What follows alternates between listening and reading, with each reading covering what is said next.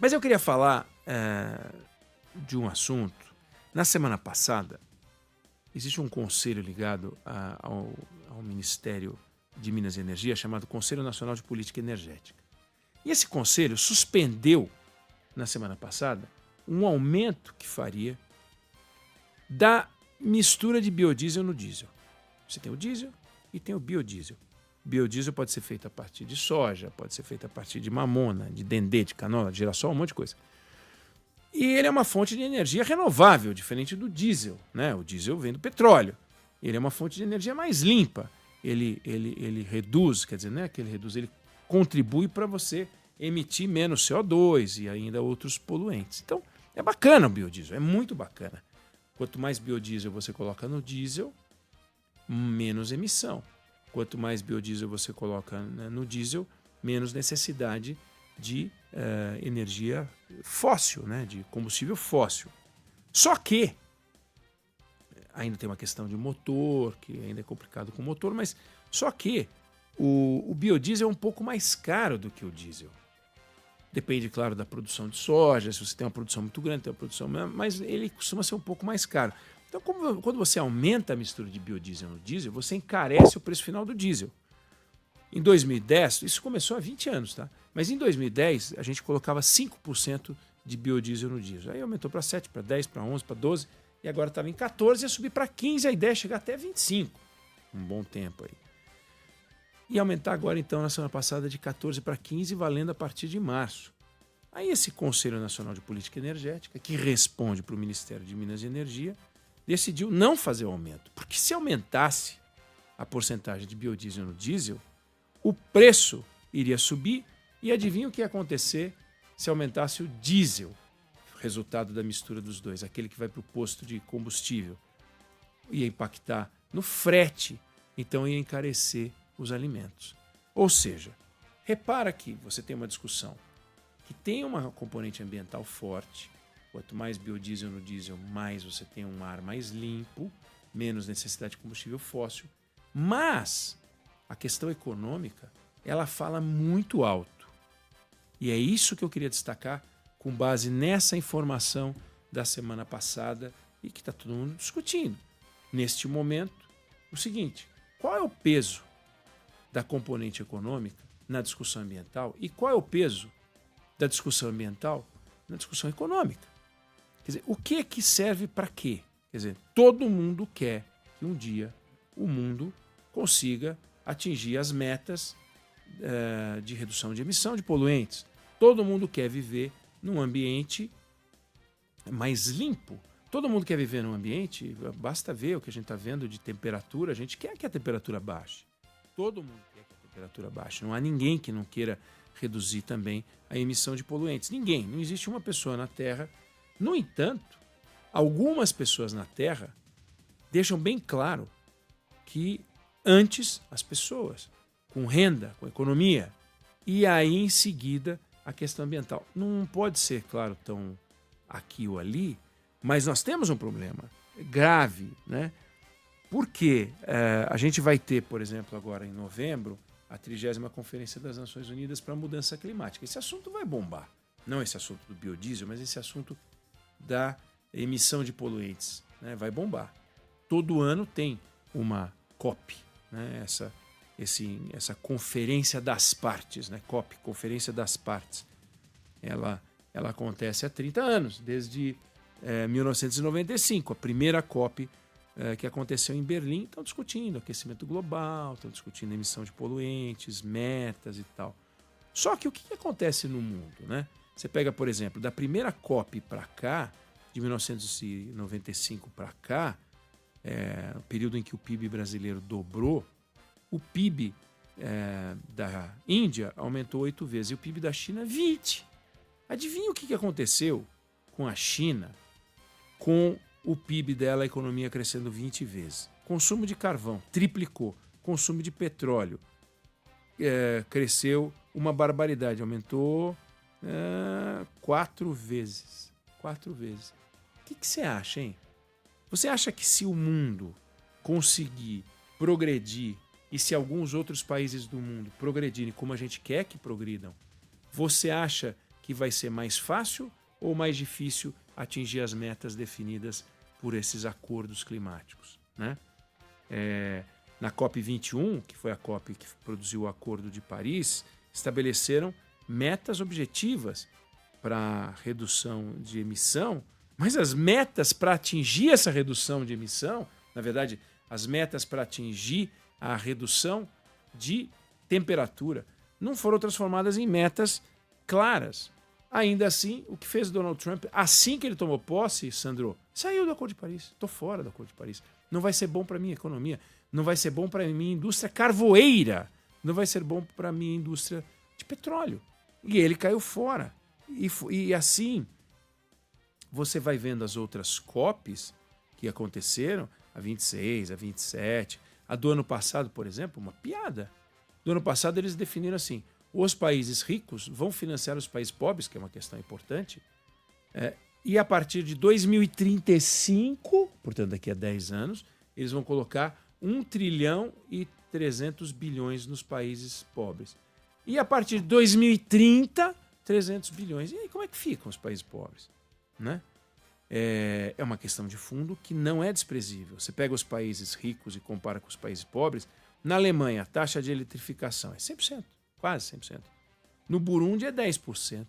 Pô, é razoável que um país tenha 10% de eletrificação. Tem país com 6%, tá? Aí você pega os países, o conjunto dos países da África subsaariana em geral, compara com os Estados Unidos. O que os habitantes...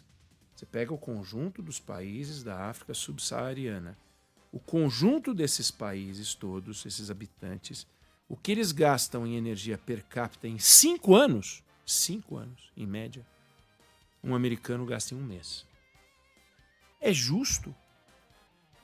Eu não estou dizendo que os americanos têm que reduzir, acho até que dá para reduzir alguma coisa, mas com mais eficiência energética e tal, mas não vão sair do patamar de consumo que eles têm de quase 12 mil kWh, não vão sair. Mas é justo que os países da África subsaariana vivam com um consumo de energia risível? Eles não podem ter o direito de aumentar por 10 vezes? Né?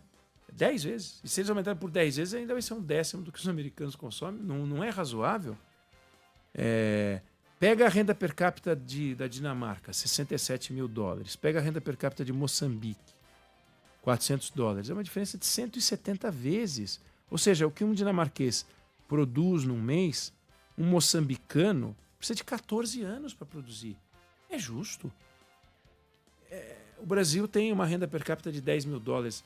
Não é justo a gente pleitear ou vir a ter 20 mil dólares de renda per capita? O que você acha que vai acontecer com o consumo de combustíveis fósseis se o Brasil sair de 10 mil para 20 mil dólares de renda per capita? O que você acha que vai acontecer com o consumo de plástico? O que você acha que vai acontecer com o consumo de PET? Né? Aí você fala, não, mas a gente consegue ter o bioplástico. Mas o bioplástico ainda é muito caro.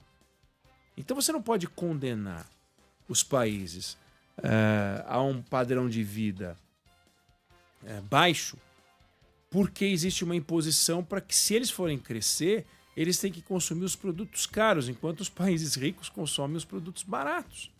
Não faz o menor sentido. E essa discussão, ela não é travada com a transparência e a sinceridade que eu acho que ela tem que ser travada.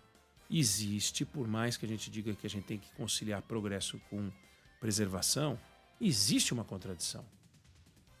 É muito fácil, desculpa, é muito fácil a Marina Silva falar que o progresso tem que ser acompanhado de preservação. Eu também acho que o progresso tem que ser acompanhado de preservação. Mas tem muitos momentos em que, para você ter o progresso, você abre mão de um pouco de preservação, não tem jeito. E tem horas que, para você manter a preservação, você tem que segurar o progresso, não tem jeito também.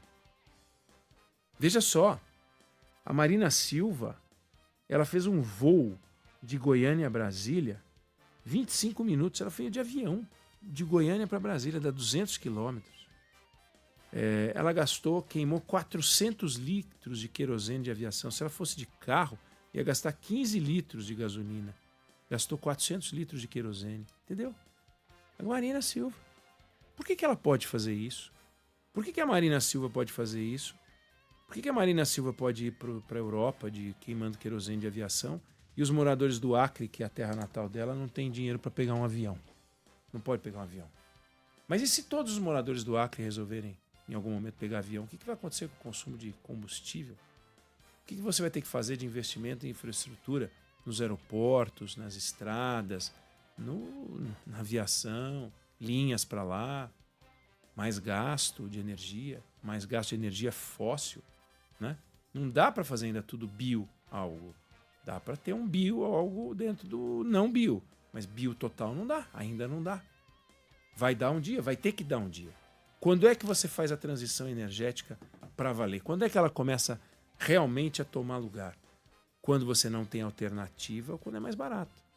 Agora, quando é mais caro e você tem uma alternativa, é claro que vai sendo adiado. Então você olha, por exemplo, o que aconteceu no histórico das COPs, da primeira COP de Berlim até a última COP que foi no Azerbaijão, que foi a COP 29, e você vai vendo que com as metas estabelecidas, porém com as práticas estabelecidas, você não vai atingir as metas estabelecidas.